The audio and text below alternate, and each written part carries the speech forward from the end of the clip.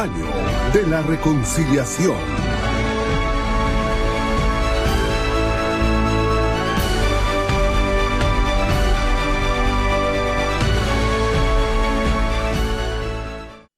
Que nuestro buen Dios les bendiga, amados hermanos, ministros. Agradezco el privilegio maravilloso que me ha permitido mi apóstol de poder compartir esta palabra para este retiro virtual, primero en su serie que con la gracia y misericordia del Señor se nos ha permitido y ha iluminado a nuestro apóstol para llevarlo a cabo. Hoy en día podemos ver al mundo como el escenario que evidencia esta crisis que se está viviendo a nivel global, donde algunos de alguna manera andan buscando culpables acerca de las causas al respecto de lo que está aconteciendo. Según sea su pensamiento, algunos tendrán algún pensamiento conspirativo, algunos éticos tendrán también su propia percepción del asunto. Por ejemplo, los éticos dicen que el mundo la humanidad está haciendo no lo que debe hacer, sino lo que quiere hacer. La tecnociencia acusa y dice también que es acusada porque le dicen que ha hecho del mundo un comercio, ha hecho del mundo una empresa, y que no están cubriendo la seguridad de la humanidad. Los éticos en alguna medida tienen razón cuando dicen que no se están haciendo lo que no deben, porque están destruyendo algunos ecosistemas y que se están en el rompimiento de esos ecosistemas, están manifestando que se están rompiendo las especies que detenían esas proteínas, esos virus, y que ahora están trascendiendo a otras especies que van al consumo humano, y el consumo humano pues por eso está adquiriendo estas formas de enfermedades o pandemias. Pero yo quisiera decirles que independientemente de lo que el mundo diga, los éticos, los conspirativos, los de la tecnociencia estén hablando acerca del origen de esto, la iglesia tiene que visualizar que es una de las señales dentro del escenario mundo que habló nuestro Señor Jesucristo, y que debe darnos una alerta de que debemos preparar nuestro corazón, porque debemos levantar nuestra mirada al cielo antes de estar viendo lo que está atemorizando a muchos. Yo creo que la iglesia en este último tiempo tiene que entrar a trabajar la dimensión que le corresponde. Y la iglesia está llamada a reconciliar al mundo para con Dios, así como fuimos reconciliados por medio de Cristo también con Dios. Ahora es una función de la iglesia llevar ese mensaje de rogar para que se arrepientan y se conviertan, que se reconcilien con el Señor. Muy bien lo dice el apóstol Pablo cuando está diciendo que nos fue dado a nosotros esa diaconía. Yo quiero compartirles este tema que le puse la reconciliación de la iglesia con la palabra. Y lo puse así porque de alguna manera ya entendemos que fuimos reconciliados con Dios por medio de nuestro Señor Jesucristo, que su sacrificio satisface la demanda por el pecado, según Efesios capítulo 5, verso 2, que su sangre fue el pago del rescate, según Efesios capítulo 1, verso 7. Su muerte dio por concluida la vieja creación, y que ahora nosotros en su muerte sabemos que produjo para nosotros un cambio, una transformación, y que eso es la reconciliación. Y la reconciliación podríamos verla a la luz de la Strong's Concordance, que en la palabra griega 2643 y la 2644, que es catalazo o catalagué, viene a significar que es el acto de cambiar una condición por otra, con el fin de remover todo impedimento para unir y llevar todo un estado de armonía. Esto implica que la reconciliación es un proceso de pasos o agendados que pueden llevarnos a un fruto final.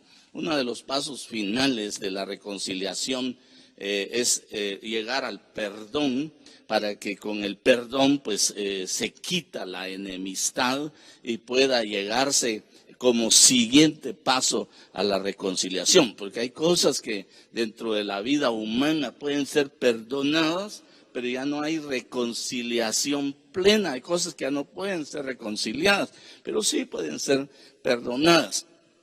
Porque la reconciliación también no solamente es manifestar el perdón del pecado, sino el perdón de la ofensa, sino que dimensiona en su parte máxima la recuperación de los derechos, que la armonía, que la comunión, que la unidad, que la forma en que se llevaba la relación anterior, ahora se volvió a recuperar. La reconciliación es también la recuperación de los derechos, porque usted puede ver con claridad que el Señor Jesús, cuando nos reconcilia, nos da la oportunidad de recuperar el derecho de llegar a ser hechos hijos de Dios, de ser libres, de ser perdonados, de ser amados. Se recuperan todos esos derechos tan maravillosos al restablecer la armonía de la relación mediante el perdón de la ofensa. Elimina la enemistad y empezamos a caminar en función de vivir en los beneficios que produce la reconciliación. Y eso es maravilloso. Y quiero decirles, por ejemplo, que a eso la iglesia tiene que disfrutarlo, porque no solamente le dieron los elementos que yo le estoy diciendo de participación, le dieron parte en la transformación, en la venida del Señor, o le dieron también parte en la resurrección, le dieron parte en el reino, le dieron un montón y de manifestaciones gloriosas que el Señor ha preparado de antemano para que en ese proceso de reconciliación seamos felices en esa armonía que produce la reconciliación. En este siglo presente, como que la iglesia está perdiendo su visión en relación. Cuando hablo de la iglesia, hablo del cuerpo de Cristo a nivel global, y está perdiendo de vista el centro de su trabajo, de su función y de sus bases fundamentales, porque como que se ha vuelto más una práctica religiosa que buscar la reconciliación o cumplir su función reconciliadora con los que no conocen a Cristo para que se reconcilien con el Señor. Y eso es un asunto de fe. Y ese asunto de fe no puede dejarse de ver dentro de la iglesia, porque la iglesia es concebida por fe. Por fe. Somos salvos por la fe de Cristo, que no esperó a que nosotros nos arrepintiéramos, sino que Él creyó que un día usted y yo íbamos a creer y que íbamos a oír su palabra y que iba a formar una convicción en nosotros e íbamos a alcanzar la dimensión gloriosa que Él quiere darnos, que nos ha dado y que nos dará, porque es la reconciliación. Pero la iglesia que se ha llegado a conocer la palabra y la ha llegado a dimensionar de alguna forma, pero hoy en día se ve como que la iglesia la están humanizando, y eso, es decir, la están fundando en pensamientos humanos, en pensamientos científicos, aplicándole los pensamientos de la razón o ideologías que no son ni están fundamentadas en la palabra. ¿Por qué quiero hablarle de la reconciliación de la iglesia con la palabra? Porque la iglesia tiene que volver a la dimensión de fe, a la dimensión del poder, a la dimensión de la gloria que trae esa manifestación del Evangelio como poder de Dios. Hoy nosotros visualizamos el Evangelio no como un amortiguador de conciencia, sino que debe ser ese poder de Dios. Por eso el apóstol Pablo decía, yo no me avergüenzo del Evangelio cuando le escribe a los romanos, porque es poder de Dios. Y eso es maravilloso. Tenemos que ver que el poder está en la palabra. El poder se dimensiona porque por la fe en esa palabra. Por eso dice la palabra allá en Romanos capítulo 10, verso 17. Así que la fe viene del oír, en la versión de las Américas, y el oír por la palabra de Cristo. Así que la fe viene por oír, dice la traducción viviente, la nueva traducción viviente. Es decir, por oír la buena noticia acerca de Cristo. Si esto nosotros lo logramos ver, tenemos que visualizar que la fe viene por oír la palabra. Porque si la palabra se oye y lo creemos, óigame esto, nosotros no hacemos nada de lo que no creemos. Lo que oímos y creemos, eso hacemos. Y por lo que hacemos, eso somos. Entonces, lo que está formando acá, y dice que así que por la fe viene, así que la fe viene del oír. Cuando está hablando del oír aquí la palabra de Cristo, está hablando no de un proceso auditivo, sino que está hablando de un proceso formativo. Es decir, que va a oír para aprender, va a oír para discernir, va a oír para entender, va a oír para comprender, va a oír para hacer, va a oír para seguir. Y eso dimensiona convicciones en el corazón de la persona. Y eso de convicción es la fe. Y la fe es la convicción, es la certeza, es la seguridad de lo que no se ve. Cuando ese proceso de oír no genera esa convicción, porque no hizo el proceso de formación de una identidad, de formación de un conocimiento, de formación de un entendimiento, de formación de una comprensión del asunto, se va a dar un conflicto de que la gente va a empezar en estas circunstancias como en el mundo está pasando ahora, se va a llenar de miedo. Y el miedo, oíamos la dulce enseñanza de nuestro apóstol cuando decía que el miedo tiene un compañero, pero el miedo no es más también que el proceso culminante de la pérdida de la capacidad de oír. Cuando la gente en Cristo pierde la capacidad de oír, pierde la dimensión de generar convicciones, pierde la capacidad de obedecer, pierde la capacidad de accesar al poder, pierde la capacidad de accesar a los milagros, a los prodigios, a las maravillas, y en lugar de estar disfrutando de la dimensión del poder extraordinario que trae la palabra a la vida del creyente, tiene miedo. Y eso podemos verlo en Mateo 8:26, en la nueva traducción viviente, dice, ¿por qué tienen miedo? ¿Por qué tienen miedo? Preguntó Jesús. ¿Tienen tan poca fe? ¿Tienen tan poca fe? Entonces se levantó, reprendió el viento y a las olas, y de repente hubo una gran calma.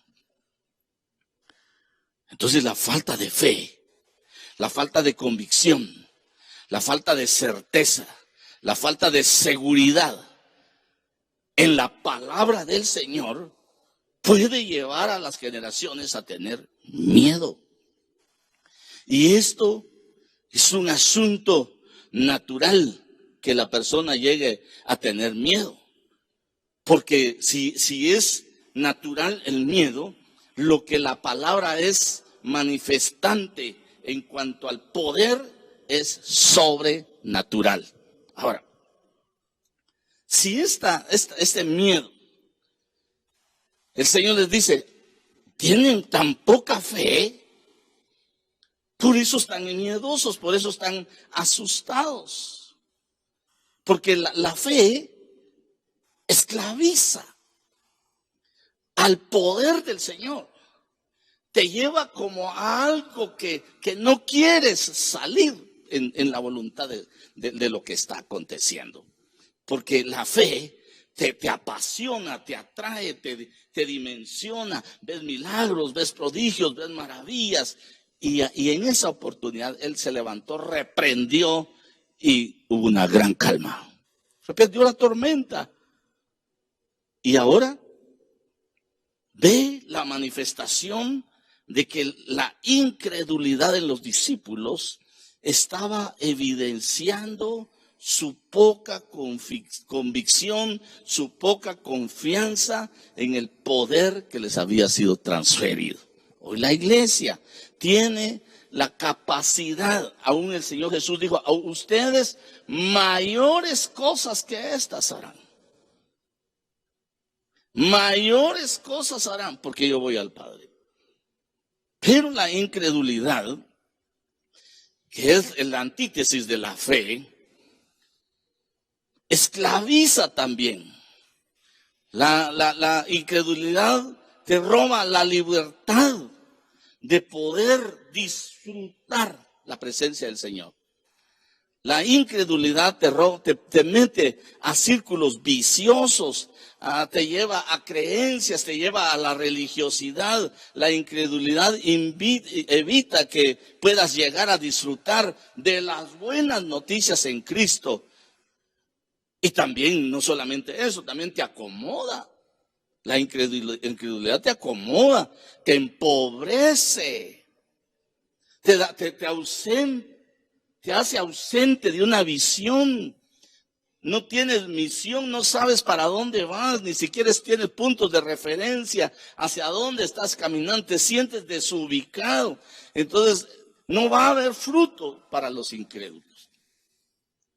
El incrédulo no da fruto. Cuando vemos la parábola del sembrador, en los primeros 3 grupos no dan fruto porque a todos los acusa de incredulidad. Es el 4.º grupo el que da al 30, al 60 y al 100 por 1. Pero son de los que recibieron la palabra, la creyeron y la pusieron en práctica. Ahora, si la incredulidad inhabilita el poder de la palabra, no solamente dimensiona eso. Como decía, esa palabra te puede llevar en algún momento a inestabilidad en tu propia vida natural y espiritual.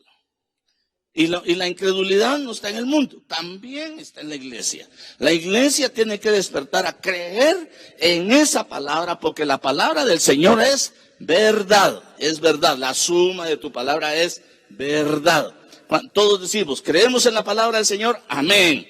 Creemos que es verdad, amén. Ok, entonces miremos cuáles son las cosas que no comprendemos ni entendemos y por eso no las creemos y por eso no lo hacemos. Decía que la incredulidad evita el acceso a los milagros. Y esto lo podemos ver también en la palabra. Y es algo que la iglesia tiene que salir de esa incredulidad, porque tiene que reconciliarse con la palabra. Tiene que haber un cambio de creer esa palabra. Mire, de repente tenemos en nuestras congregaciones gente que cree unas cosas y no cree otras. Pero tampoco tienen la humildad de decir, podría explicarme esto o podría explicarme esto otro. Para eso somos los ministros, para con amor enseñarles la palabra, explicarles la palabra, para que el enemigo no gane espacio para la incredulidad. Aquí dice el Señor que allá en Nazaret, cuando Jesús es rechazado ahí, cuando algunos decían, no, este es el hijo de José, de María, y sus hermanos son Jacob, y empezaron a enumerar a toda la familia.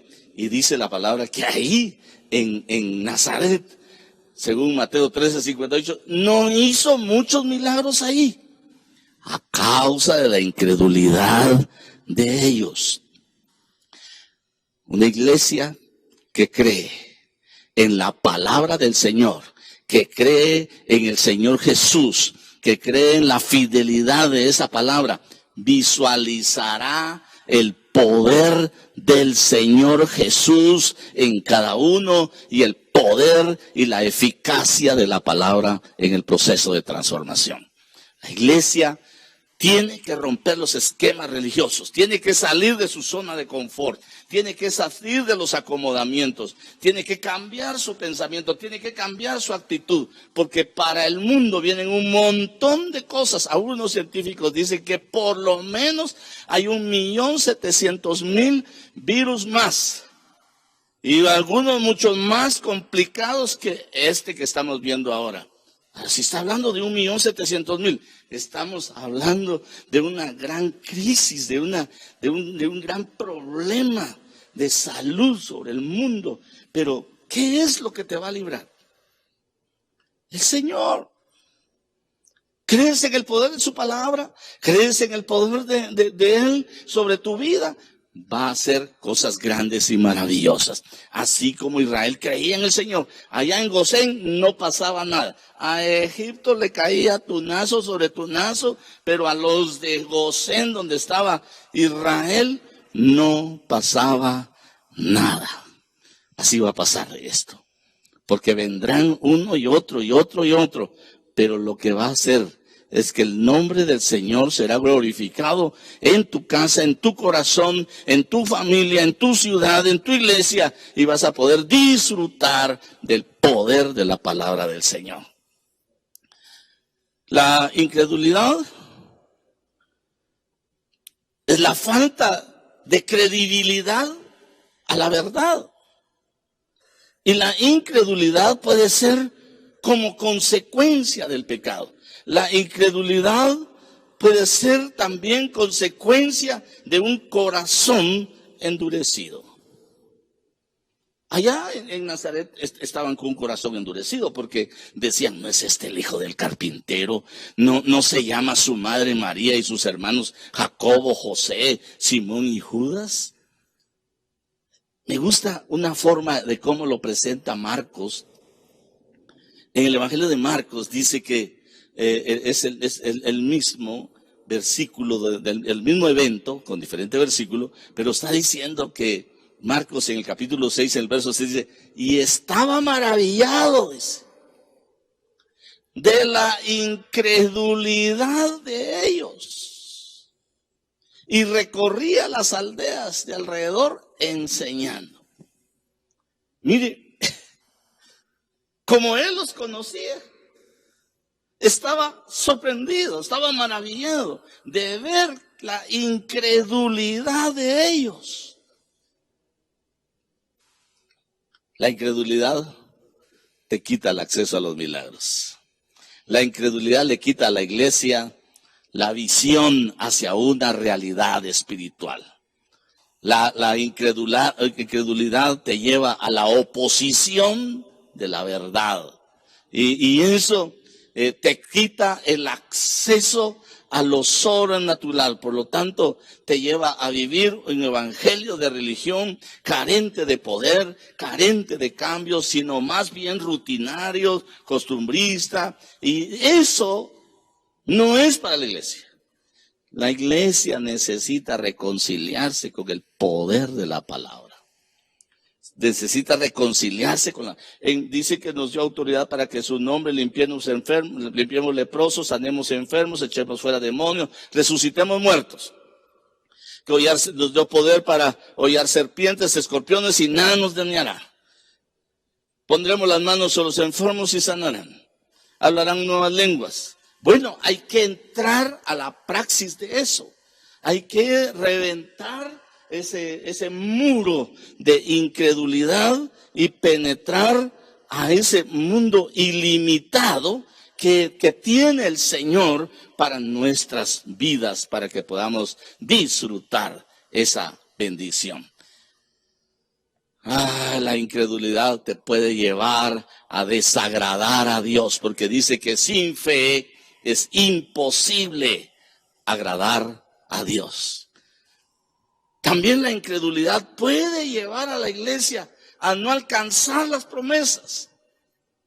Vemos, dice que muchos no pudieron entrar a causa de su incredulidad. ¿Quieres entrar a tu promesa? ¿Quieres entrar a la bendición? ¿Quieres entrar a los milagros? ¿Quieres entrar a los prodigios? ¿Quieres entrar a las maravillas? ¿Quieres entrar a la delicia de la presencia del Señor? ¿Quieres entrar a la delicia de la palabra del Señor? ¿Quieres entrar a la delicia de la alabanza, de la oración? Sal de la incredulidad. Iglesia, tienes que salir de la incredulidad y tienes que meterte, porque mientras la iglesia permanezca incrédula, va a tener miedo, va a tener angustia, va a tener desesperación. Una de las cosas que trae el miedo como consumación de un proceso es que el miedo no llega de la noche a la mañana, es el resultado de un proceso. Es el resultado de la incredulidad, porque la incredulidad genera incertidumbre.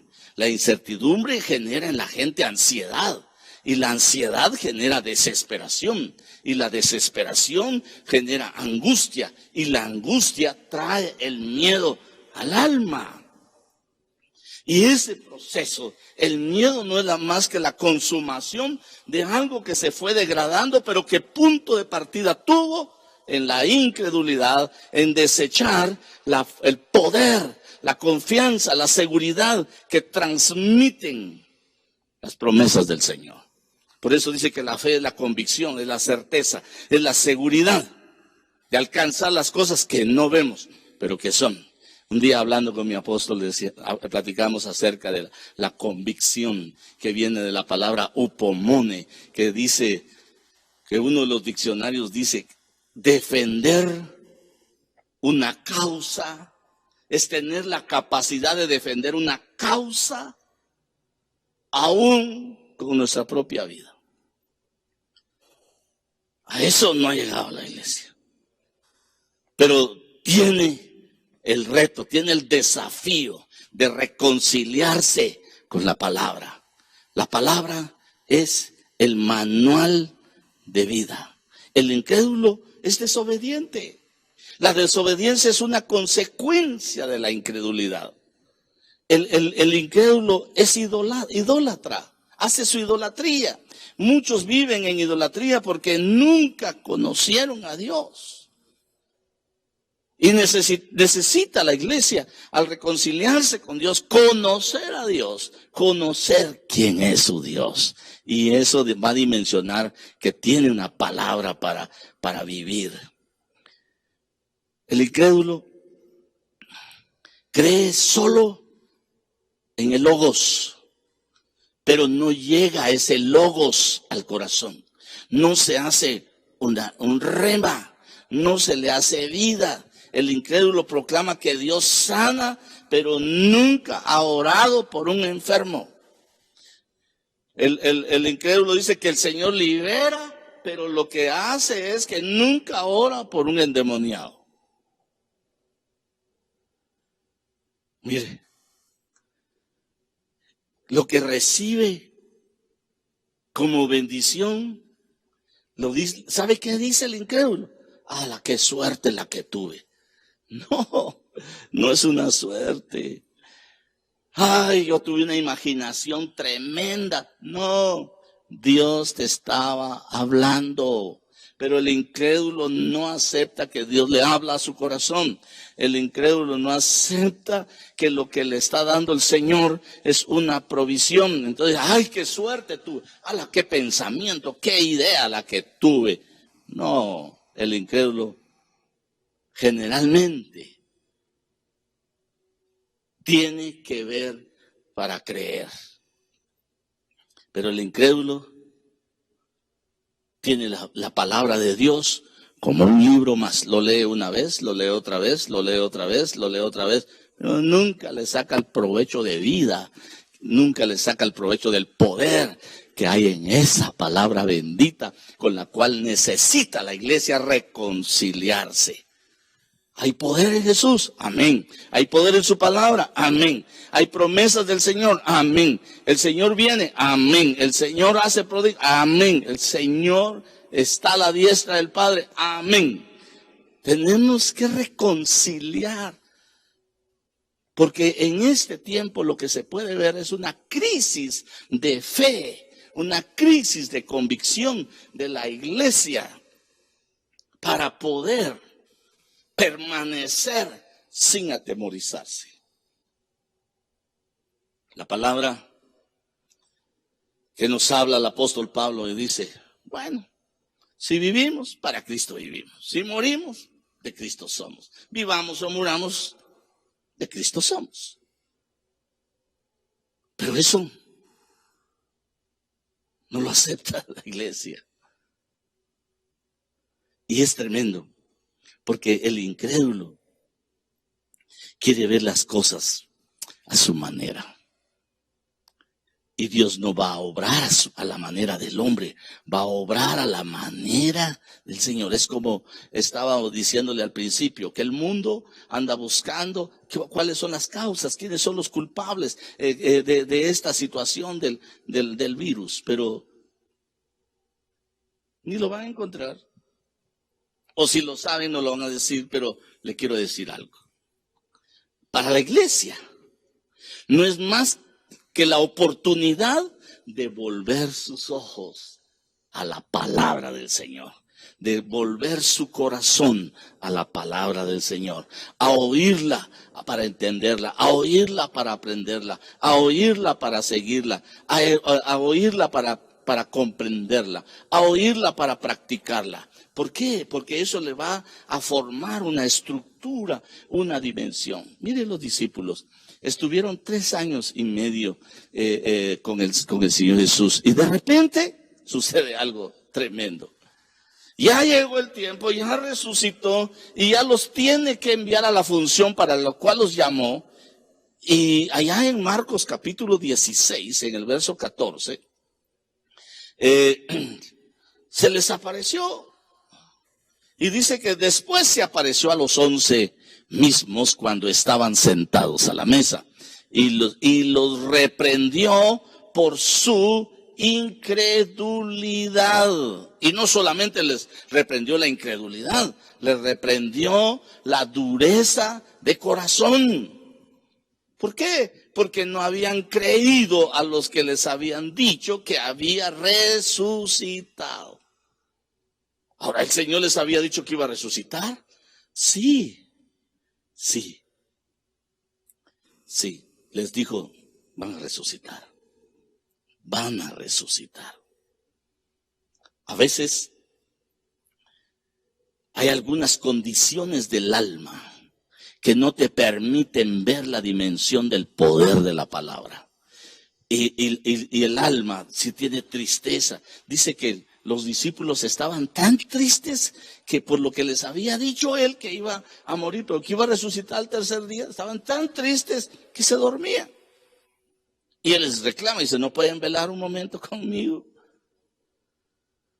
Ahora, lo tremendo es esto. La iglesia, el llamamiento es este. La iglesia tiene que reconciliarse con la palabra. Tiene que volver a la palabra. Porque algunos dicen, yo creo en esto, pero no en esto. Creo en eso. No, la palabra no está sometida a discusión. Si en este momento no lo entiendes, lo entenderás después. Pero no puedes pararte en un asunto racional, en tu propio argumento de la razón, decir, yo en esto no creo. Esto por lo menos lo tolero, esto sí lo creo. No, la palabra no fue sometida a tu propio juicio. Tú estás sometido al juicio de la palabra, pero es que reconciliado con la palabra tienes que ver poder, tienes que ver victoria, tienes que ver seguridad, tienes que ver promesas, tienes que ver la convicción, la seguridad de que Dios es tu Dios. Ahora, Me queda un poquito de tiempo todavía. Mire qué dice respecto a Abraham. Sin embargo, respecto a la promesa de Dios, Abraham no titubeó. No titubeó con incertidumbre, sino que se fortaleció en fe, dando gloria a Dios. Esto tiene que hacer la iglesia. Él viene y viene pronto. Y esa es una promesa, que así como Abraham no titubeó con incredulidad, igualmente nosotros tenemos que dejar a un lado la incredulidad y meternos a la reconciliación con la palabra y fortalecernos en la fe que trae oír esa palabra para que podamos dar la gloria al único y verdadero Dios que es grande y poderoso por los siglos de los siglos. El incrédulo vive sin esperanza. El de la fe tiene esperanza. El incrédulo no es feliz. Vive angustiado. Al incrédulo se le hace difícil conocer a Dios. El incrédulo siempre está agotado porque no descansa en el Señor. Siempre depende de sus propias fuerzas. Y el Señor dice que en su palabra que Él nos va a dar nuevas fuerzas. Él nos va a dar la oportunidad de que estemos siempre fuertes y vigorosos. Y todavía, ¿Qué es lo que evidencia de tu corazón tu incredulidad? La Biblia dice en Hebreos 3:12, tengan cuidado, hermanos, tengan cuidado. No sea que en alguno de ustedes haya un corazón malo de incredulidad y que lo lleve en algún momento a apartarse del Señor, del Dios vivo. La gente tiene que visualizar. Oía yo al apóstol Billy cuando decía en esta versión y decía cuando el rey fue a preguntarle a Daniel, el Dios de la vida, al Dios vivo, el Dios de la vida a quien tú sirves, te ha salvado. Y él dijo, vive para siempre, oh rey. Yo digo, es lo mismo que un día el Señor, después de la tribulación, después de las situaciones difíciles o angustiosas que pasan las ciudades, los países, va a venir. Podemos decir, el Dios nuestro nos ha librado. ¿Por qué? Porque volvimos a su palabra, nos reconciliamos con su palabra. Puede ser que en algún momento, como dice la palabra, mi carne y mi corazón desfallecen. Mas la roca de mi corazón, mire cómo funciona la palabra, mi carne y mi corazón desfallece, o sea, mi alma se angustia, se siente que ya no tiene salida, mas la roca de mi corazón, mire, mi porción es Dios para siempre. Qué bendición, qué grandeza de bendición. Y mire cómo nos dice el Señor, no temas, no tengas miedo, yo estoy contigo. No tengas miedo, yo estoy contigo. No desmayes, porque yo soy tu Dios, que te esfuerzo. Siempre te ayudaré, siempre te sustentaré con la diestra de mi justicia. Ah, qué bendición, hermano. Mire, ¿cuántos quieren volver a esa palabra preciosa? Yo quiero volver a esa palabra. Hay que reconciliarnos con la palabra. Si Él dice, no tengas miedo, porque yo estoy contigo, el Señor está contigo. No desmayes, porque yo soy tu Dios. Él es mi Dios. Y Él me esfuerza. Cuando ya no tengo fuerzas, Él me da nuevas fuerzas. Siempre te ayudaré. Oiga, siempre te ayudaré. ¿Qué es siempre? Todo el tiempo. Siempre te sustentaré con la diestra de mi justicia. Qué hermoso el Señor y qué bendición tan grande. Ahora mire, el Señor es la fuerza. En el Salmo 28:8 dice, el Señor es la fuerza de su pueblo. Él es defensa salvadora de su ungido. El Señor dará fuerza a su pueblo. El Señor bendecirá a su pueblo con paz. La reconciliación, el perdón te pasó a un nivel donde se te abre la puerta para la reconciliación. Y en la reconciliación se te establecen de nuevo todos tus derechos, así como lo hizo el padre del pródigo cuando regresa a la casa. Le devuelve todos sus derechos, le da vestiduras, le da su anillo, lo calza, le devuelve sus derechos de un hijo. Y eso es porque volvió a la casa. Si tú vuelves a la casa, vuelves a la palabra que el Padre nos ha dado y que podemos recibir esa palabra preciosa que nos va a servir como el manual de vida para mantenernos en línea con nuestro Señor Jesucristo y en una línea de victoria. Esperan el Señor. Esperan el Señor. Pero los que esperan el Señor renovarán sus fuerzas. Se remontarán. Reconcíliate con la palabra y vas a ver que el Señor te va a renovar tus fuerzas. Se remontarán como las águilas, correrán, no se cansarán, caminarán y no se fatigarán. ¡Ah, qué bendición! ¡Qué hermoso! ¡Qué precioso!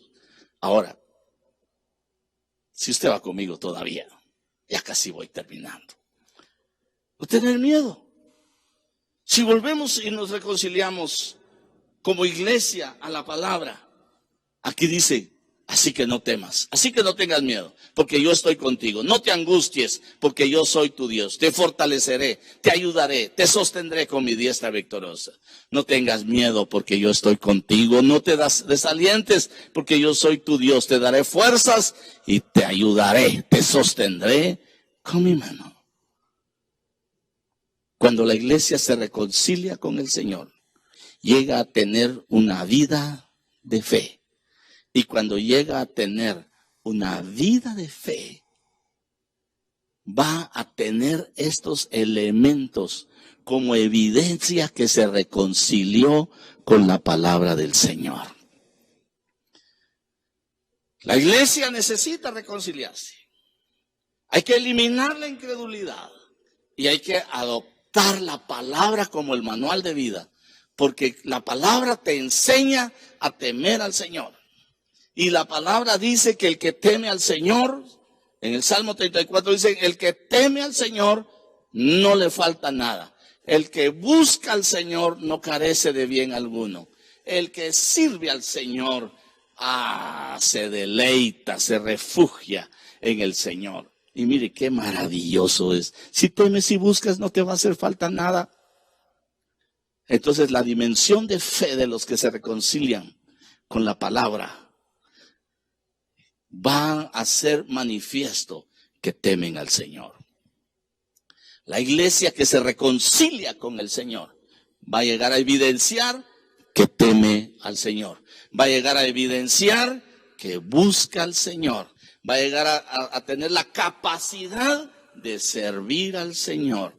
Va a llegar a tener la oportunidad de deleitarse en el Señor, alabando, glorificando, exaltando su nombre, deleitándose en la presencia, deleitándose en la comunión con los hermanos. La iglesia que se reconcilia con la palabra se deleita en la casa del Señor y disfruta las maravillas del Señor. Y luego la iglesia también que se reconcilia con la palabra tiene un lugar donde refugiarse. Se refugia en el Señor. Él es su refugio, Él es su amparo, Él es su pronto auxilio. Y esto cuando está ya manifiesto ese nivel de reconciliación de la iglesia con la palabra, ya puede confiar en el Señor. Ya puede honrar al Señor. Puede alabar al Señor, puede adorar al Señor. Este sería el perfil de la iglesia que se reconcilia con la palabra. Aprende a temer al Señor. Así que el mundo está buscando qué causas, qué está pasando. Ellos son los mismos que han hecho la dimensión de sus propias batallas. Pero la iglesia le está dando el mundo como escenario una señal de lo que el Señor dijo. Vendrán pestes, habrán pandemias. Entonces, lo que nosotros tenemos que hacer como iglesia es reconciliarnos con el Señor Y eso significa que tenemos que tener un perfil que evidencie, unas características que evidencien que logramos reconciliarnos con la palabra como iglesia, con la palabra del Señor. Y esto lo resumo acá, que es temer al Señor, buscar al Señor, servir al Señor, deleitarse en el Señor, refugiarse en el Señor, confiar en el Señor, honrar al Señor, alabar al Señor, adorar al Señor. Y esa dimensión gloriosa no viene si antes no llegas a la dimensión de lo que es la fe. La fe viene por oír la palabra de Cristo, entendiendo el oír como no un asunto auditivo, sino un asunto formativo. Y que ese asunto formativo te lleva, cuando oyes la palabra, la aprendes. Cuando oyes la palabra, la crees. Cuando oyes la palabra, la comprendes. Cuando oyes la palabra, la obedeces. Cuando oyes la palabra, la sigues. Cuando oyes la palabra, tienes la capacidad de poder practicarla, y eso te lleva a una formación de estructura interna que te va a llevar a temer, a buscar, a servir, a refugiarte, a deleitarte, a confiar, a honrar, a alabar y adorar al Señor. Y eso es lo maravilloso. Tengo un par de minutos todavía, pero quisiera hacer un resumen en dos cosas importantes. La fe es la convicción, es la certeza, es la seguridad.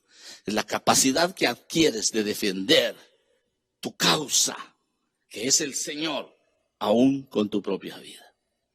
Y esa fe te acerca a los prodigios, a las maravillas, a las maravillosas cosas que Dios quiere manifestar en frutos, en dones, en poder, en milagros y en todo lo que el Espíritu Santo puede hacer por el poder de esa palabra. Y luego el número 2. Si no se produce una reconciliación con la palabra, no va a existir tal fe. Entonces va a existir, si no hay la reconciliación con la palabra, si no existe la reconciliación de la iglesia con la palabra, va a haber un pueblo incrédulo que se aleja, que es desobediente, que es inactivo, que es religioso y que no puede entrar a la plenitud de disfrutar la grandeza de la presencia del Señor. Déjame orar un momentito sobre tu vida. Padre, en el nombre de Jesús, bendigo, Señor, a cada uno de mis hermanos y mis hermanos, hasta lo más recóndito de la tierra, hasta donde estén escuchando, Señor. Les envío bendición. Que el Señor te bendiga y te guarde. Que el Señor tenga de ti misericordia. Que el Señor te dé paz. Y que nunca tengas miedo, sino permanezcas en la convicción que produce la palabra. Que esa esperanza de su promesa, que es fiel, que es verdadera, se haga vida en tu corazón y te lleve esa palabra a una reconciliación como iglesia a la palabra del Señor. Para que cuando la palabra del Señor sea el manual de vida, tengas acceso a la grandeza del poder del Señor manifiesto en su palabra. Que el Señor te bendiga y te guarde. Te envío un abrazo y que Dios te dé siempre bendición, prosperidad y paz. Año de la Reconciliación.